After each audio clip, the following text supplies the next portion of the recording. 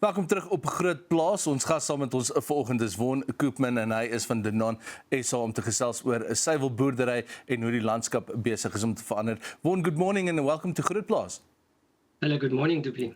So, what innovative and sustainable farming techniques are dairy farmers adopting to reduce their environmental footprint, Vaughan?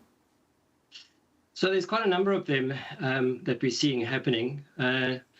Most common these days, actually, that's getting a lot of traction is solar power, specifically at the dairy parlours, and that's for the purposes mainly of cooling milk. Cooling of milk is obviously very energy intensive, so the farmers install solar power to cool water. They build these huge ice tanks, and the solar gives the energy or the electricity for the compressors to power this cooling system. Energy circularity, so the same thing.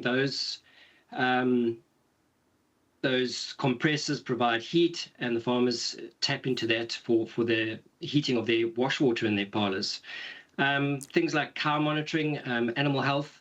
There's digital tools these days that allow farmers to monitor their cows quite precisely in real time, and it helps them detect, sicknesses early and identify the fertility windows for optimum breeding.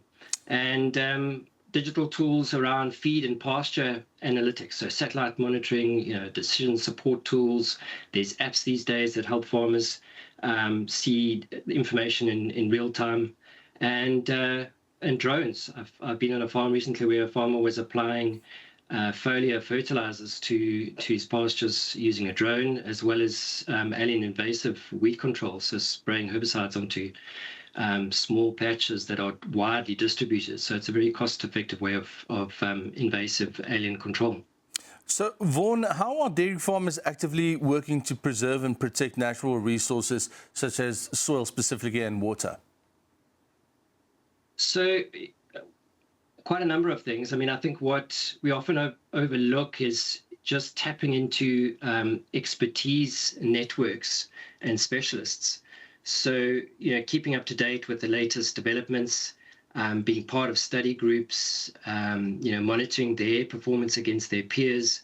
So that's really, really important. The other thing we see is monitoring, keeping a very close eye and recording inputs and outputs, tracking their performance against their goals. And then, some of the technologies that, adopting the latest technologies, especially around precision agriculture, things like precision irrigation, so sensor-based irrigation, scheduling their irrigation needs against, soil moisture, the plant needs, especially if it's done in real time, and against weather data. So, and soil testing, it's the traditional soil testing is really fertility based, but now looking at biological health of your soils. So, informing yourself of what is the natural biota in the soils and harnessing the soil's natural ability to provide fertility without over-dependence on inorganic fertilizers. And then also minimum tillage, no tillage. So that's, becoming increasingly mainstream as such in the dairy sector, together with covering planting cover crops, species diversity in your pastures, especially multi-species cropping. So those are the type of things that we see farmers applying. So our dairy farmers have also been hit quite hard with the foot and mouth disease outbreak, but why is farmer resilience so important for the future of our South African food production? Yeah, it's really critical for food production, because it determines how well farming systems, can continue producing food despite the shocks and stresses we see and long-term changes that potentially are on the horizon.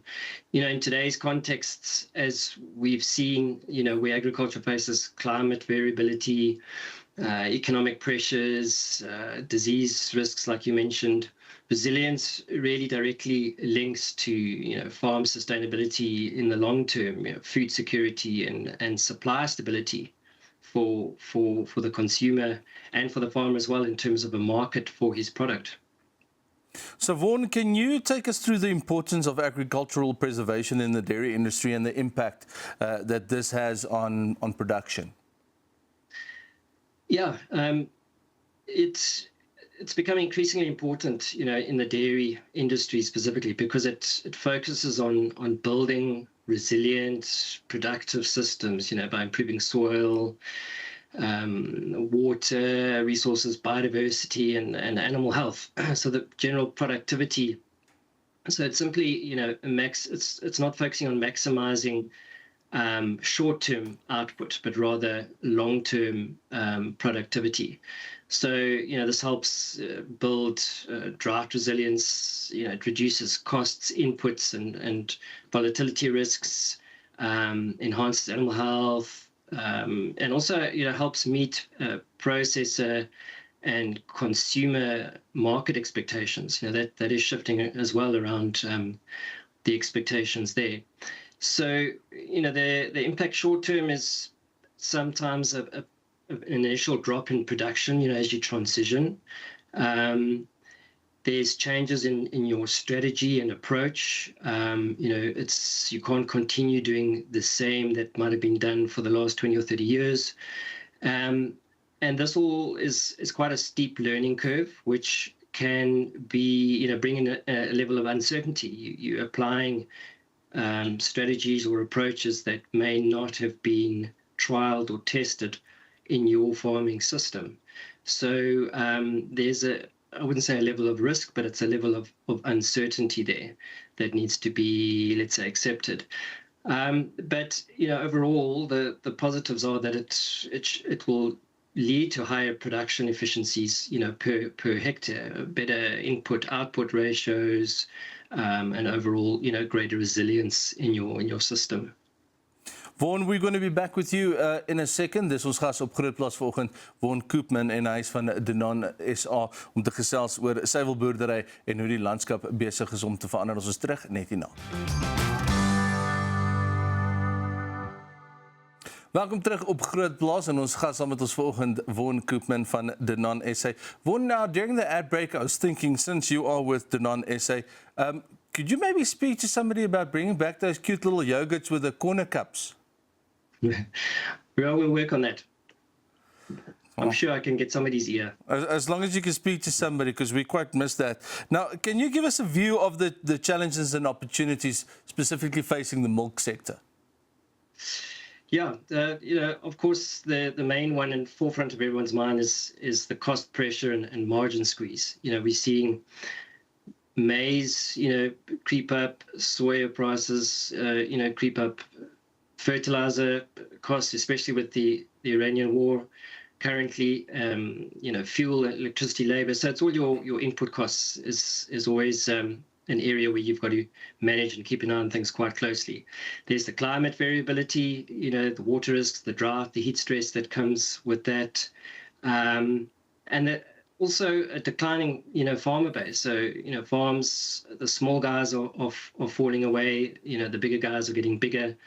So, that basically removes some of the heterogeneity, in the system. So you've got fewer larger producers. Milk price volatility, versus input cost trends. Your milk price doesn't always follow your input cost trends. So there's lags there, and that can put a margin squeeze on farmers.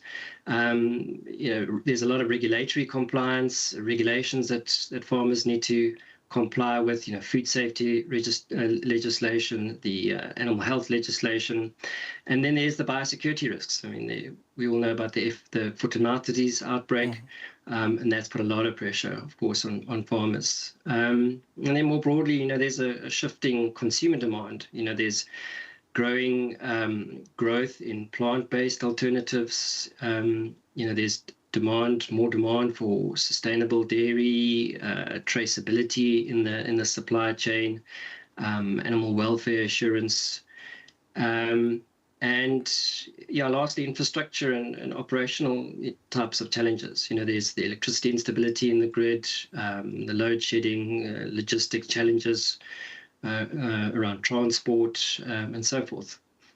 Now, Vaughan, you've mentioned climate change. How is climate change already affecting dairy farmers in South Africa? And what trends are you most concerned about over the next decade? It's, I would say, what we're seeing, is in climate change is the greater occurrence of extreme weather events. So be that heat, extreme heat, extreme rainfall events like we've seen in the Eastern Cape and Western Cape. So we've seen that impact on dairy, and those are certainly going to be, the science is showing that they're going to be more frequent and more extreme. And this is where these resilience strategies will help farmers adapt and cope with these events. So what type of support do farmers need from government, industry and consumers to successfully adopt more sustainable farming practices? I think what's very useful is partnerships. So how do we more effectively work together? How do we more effectively support each other? Are there ways of softening the risk impact or the transition from conventional to more sustainable or regenerative practices? So is there a way of providing soft loans, expertise into the system, leveraging networks? So that is the approach that Danone is taking, is tapping into our broader knowledge base. We're a multinational company with expertise around the world. We've leveraged some partnerships with expertise networks that we try and make available to our farmers. So I would say it's through this type of approach that we're able to assist our farmers that supply us with our raw products.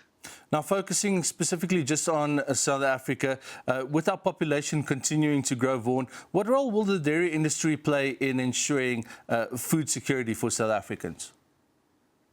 It'll continue to play a really vital role. I mean, it's like you said earlier, your favorite is those corner cups of yogurt. It's a way of providing good, nutritious food to both children and adults, and it's accessible. It's it's what consumers enjoy. So it's a source of protein. It's a source of nutrients and minerals.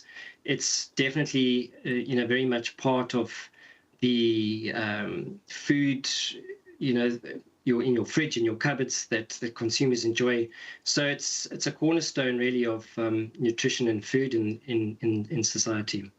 Well, Vaughan, thank you very much for your time this morning. And if you could just speak to some of the higher ups and see if we can get those corner cups back, then that would really bring South Africans to a very happy place. Dis ons gas op GROOTplaas vanoggend, Vaughan Koopman. Hy is van Danone Suid-Afrika om te gesels oor suiwelboerdery en hoe die landskap besig is om te verander.